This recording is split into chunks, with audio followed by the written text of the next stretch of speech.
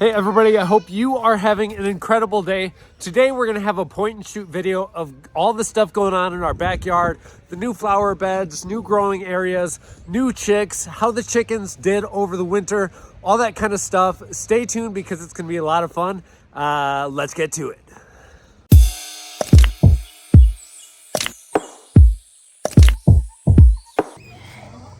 Nope, none that, none that, none that.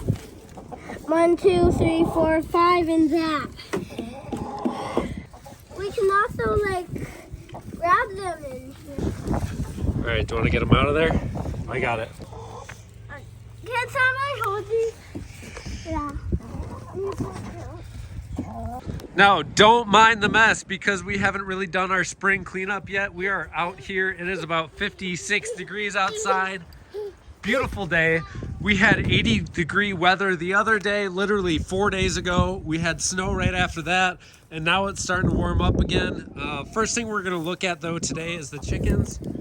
Chickens have all been doing really, really well. They're happy and healthy. They just started laying eggs again 2 weeks ago, so I'm excited to start getting the eggs back in here. We've got 5 producing chickens right now. Hello, ladies, come on. There we go. They did great throughout winter. I actually did not use a heater or a heat lamp in this chicken coop at all this season. I just let them deal with their own body temperature and checked up on with them, made sure that they were nice and healthy, gave them a high protein food to make sure that they fatten up a little bit for the winter. And they did great. They never had any issues. Now they really want to go outside. I know you want out. They love getting out in the garden. I mean, if I let them out here, they would all jump out within a second. They love getting out in the garden and tilling up my soil for me. All right, Carson, we're gonna close the door. No, don't get ahead of yourself, lady. Bye. There, so they love to till up this flower bed that I made last year. This is brand new. So we're almost finished back to that corner, but all of this right here, all of this was nothing but grass last year. So we took a ton of wood chips. It was 2 dump trucks full of wood chips and dumped it onto the soil here, right on top of the grass and everything. And it is starting to break down and creating a nice fertile soil for my plants to grow into. We've got a couple of things growing in it already, but I plan on doing some more. I'm thinking I'm gonna do more and more willows and dahlias in this area, some flowers as well. And then we'll get some stuff growing in these 2 garden beds here by Ollie Gardens. Vegeta garden bed, I think. I don't know which one's which, but links will be all in the description below for all of those. So we'll be growing plants in here, plants in there, plants in there. Those are all going to be new. We got some curly willows here. So this is a curly willow. Going good. We sell cuttings of those. Also in the description below, conveniently, of course. Right there.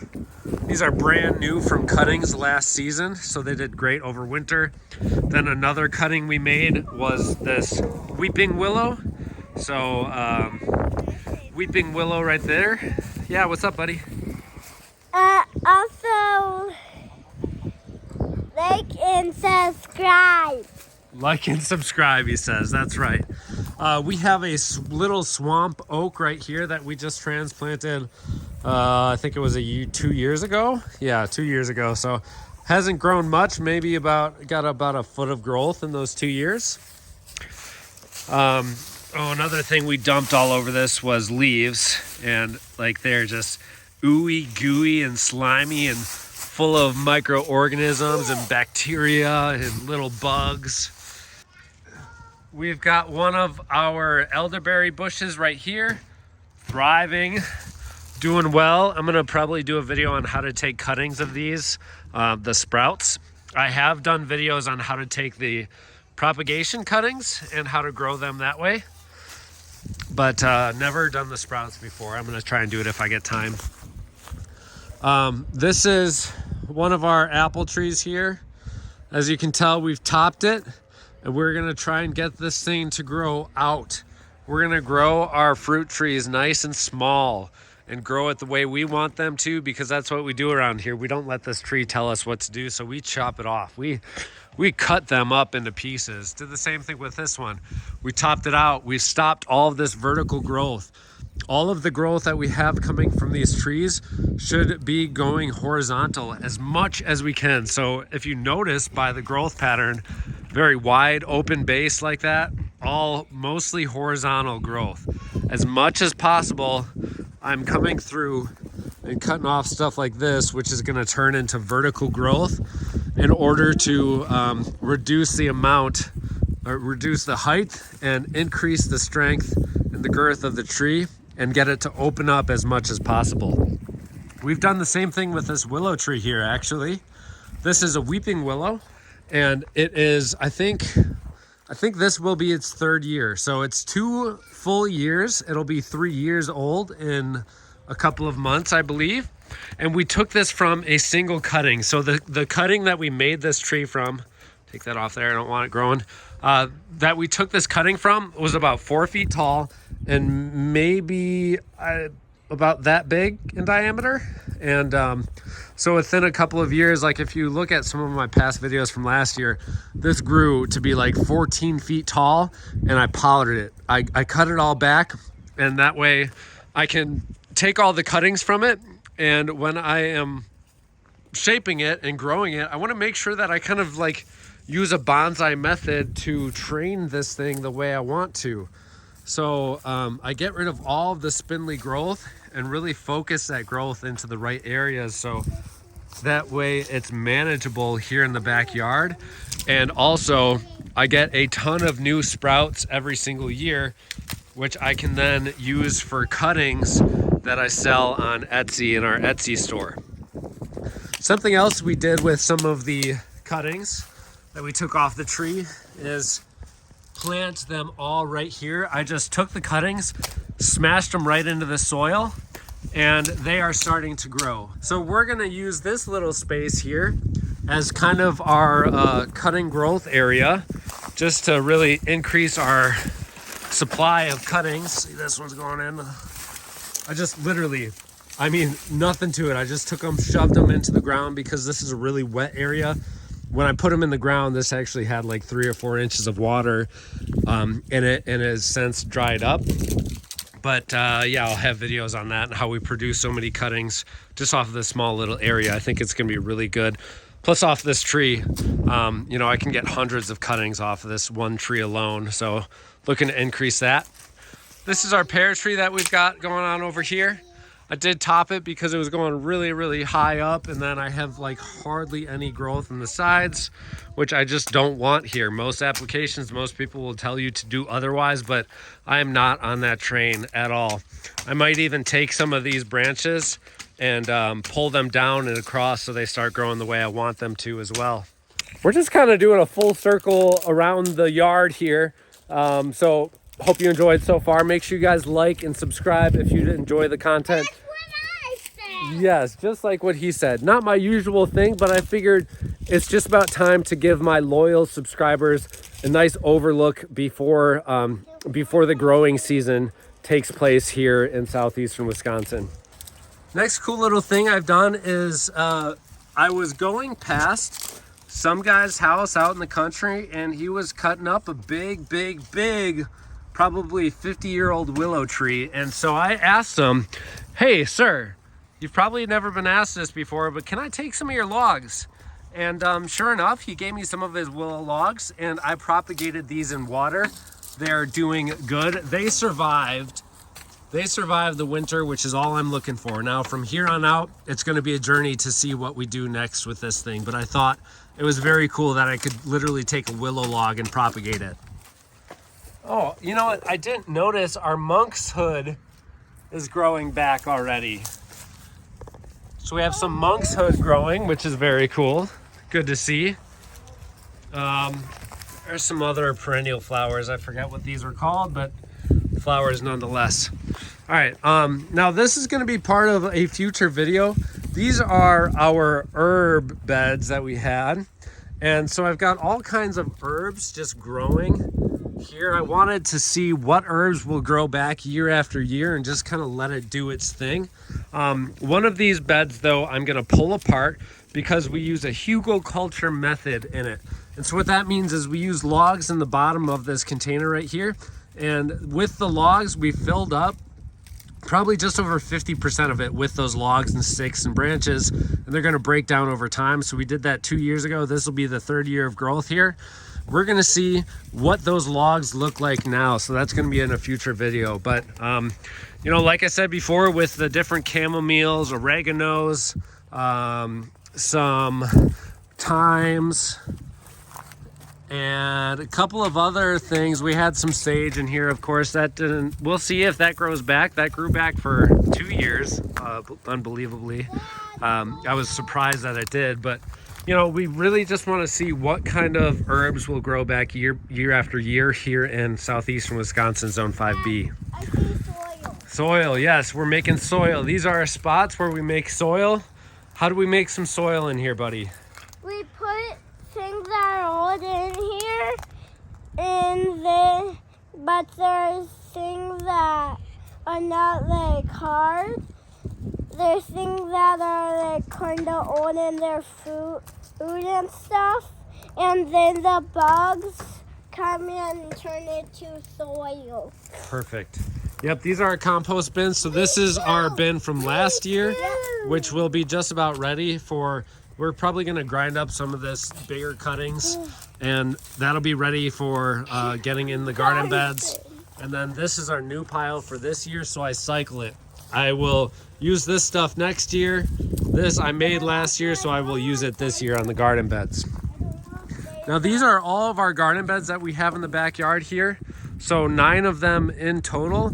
We're doing something, a few things a little bit differently this year than we ever have in the past with my garden beds, as we are planting literally every single seed directly into the ground that they will be growing in natively. So we are not planting any seeds inside. We are not transplanting anything. We are going to grow everything that we can from seed in these garden beds to see how successful we are, just in case we were to ever be in the position where we have to do this real world scenario. We got to know how we're going to do that, how we're going to be successful at growing a garden without transplanting seedlings and hardening them off and taking through the entire process of growing them when they are little seedlings. So careful, dear. Here, put that up there. Good job. And so we've got our strawberry bed right here, rhubarbs, which we're probably going to transplant. Last season, as part of this whole experiment, we left some of our onions in the ground to see if we can get them to create some seeds for us, or if we'll have maybe viable. I want to pick strawberries with stolen. Or maybe we'll have some viable bulbs from them growing for 2 years in a row. So these survived the winter here also, like incredible. Being in Zone 5B, I didn't think they would make it, but proof is in the pudding. They made it. They're doing fine. And so we're going to plant the rest of this out with regular onions. We're going to till it up a little bit, feed all of the good dandelion greens to our chickens because they love these. They absolutely love them. All right, then we usually have our cucumber bed. We've got cucumbers in those buckets too. Cucumbers, radishes, beets, kohlrabi, turnips, those kind of crops here. This is strictly our carrots always. That's always our peas. These are our beans and these are our tomatoes. And so something else that we did in order to incorporate this whole method of not starting seeds inside and seeing what we can do going against the grain when growing is, you see this right here? This was a tomato from last year, and there's all kinds of them spread throughout here, because what I did with both the tomatoes and the beans is I let them ripen fully on the vine, and then I let them drop to the ground all over the place here. So we have a ton of pole beans, ton of bush beans, and then a ton of tomatoes that I am hoping that will self-germinate. They will will volunteer themselves, they'll do their thing, and they'll grow right in the soil that I grew them in last year. So that is my hopes with that. Yes, I still have to clean up these beds for springtime. Don't worry about it. I'll get it done at some point here. But I do think these will do surprisingly well, because every single year I have a ton of tomato plants volunteer themselves. And so now I'm just kind of imitating that process and hopefully making them work even better for me than they have in the past. So that's great. This is our water collection bin right here. And these are some curly willows. I've got to figure out, I got to support them in there better. These are some curly willows that, again, I found on the side of the road just a few days ago. And so I'm going to be propagating them, put them right in the bucket, and they are going to go over in the bed somewhere over yonder, probably right over by the chicken area. And we will continue to grow them, get some cuttings and stuff off of those. Let's go and take a look at the chicks before I show you the stuff out front. Chicks are all doing really well. They're getting big, strong. Everybody's healthy, and excited for them to join the pack. We've never like introduced new chicks at the same time as having fully grown chickens before, so that's going to be a video in and of itself. But they are doing great, happy and healthy. So like I mentioned earlier in the video, we had 80-degree temperatures, and then all of a sudden it dropped down below 30, and we had wind, snow, sleet, nasty weather, and now it's back up in the 50s again. So hopefully they're all good. I mean, the chicks were fine with just that one heat lamp, and then I put that tarp over it to make sure that they were warm enough, but they were good out here outside in probably about 28-degree weather with nasty snow and wind. I put the little security camera in there just to be sure that I could check up on them every once in a while, but they did good. Working our way out front, we have elderberry. Those all did incredibly well last year. I'm really excited for the harvest that we get from them this year. And I'm also really excited for all of our basket weaving willows, because they are growing like no other right now. I just pollarded them all back, so I cut them all back to just about ground height, and already, I mean, somehow we've got a ton of growth from them. I'm not even sure how that's possible, but it's pretty incredible. So very excited for those. We sell those on our Etsy shop as well. Let's go around to the front here. As far as our front garden bed goes, yes, we have some maintenance to do yet. We've got to spice up the mulch a little bit here. We've got to cut back some of our plants, our hardy rosemary. See, here's one right here. And we've got actually hardy lavender. Lungwort right there. Some sempervivum and stonecrop. We've got to do a little bit of work in here, but some of our bulbs have not come up yet. We've got different perennial flowers out in the front here. But one thing that has come up, and has come up everywhere, is our columbine, just self-seeded like it was the end of the world. And definitely gonna have to get some of that under control. We also got some bee balm back there finally growing. Here's one of our bleeding hearts. And there is another bleeding heart right there. So hopefully this fills in, and we're filling it in over time. Again, it's just barely spring here in southeastern Wisconsin, so nothing too pretty right now, but give me some time. It's gonna shape up. Here's another ugly log that I decided to throw on the ground in the front of my house here, and it also survived just fine. Oh, I forgot to mention, in the back of the house, we also have one of these that was grown in a pot.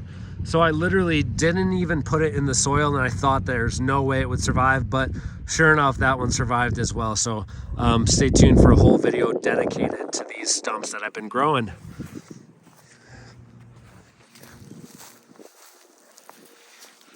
And then we've got a little bit of sempervivum area right here, as well as bee balm, again, one of my favorites to grow, and I think of bee balm and phlox right there. So these are doing good. Again, we got to spice it up, get rid of some of this old stuff, and then I'm going to be propagating them because I got a new area to grow these. Back on this side, we've got another couple of apple trees, both sides of our planter. And then this is basically our dahlia flower bed that I love to grow dahlias in. For everybody walking by on the sidewalk, they can enjoy the beautiful flowers. But then we've got this right here that I just added. This is a little flower bed that we used to have as a shelf inside the house, but we turned it into a new garden bed, and I'm going to be growing all sempervivum. So hopefully by next year, this entire thing is just fully covered in sempervivum and hens and chicks everywhere.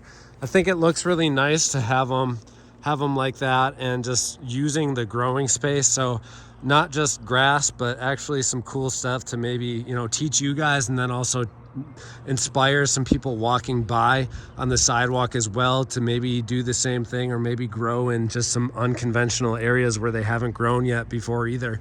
We're using the same type of pruning techniques on this apple tree here, where instead of just getting the vertical growth, I'm cutting all of that off. So I cut off here, here,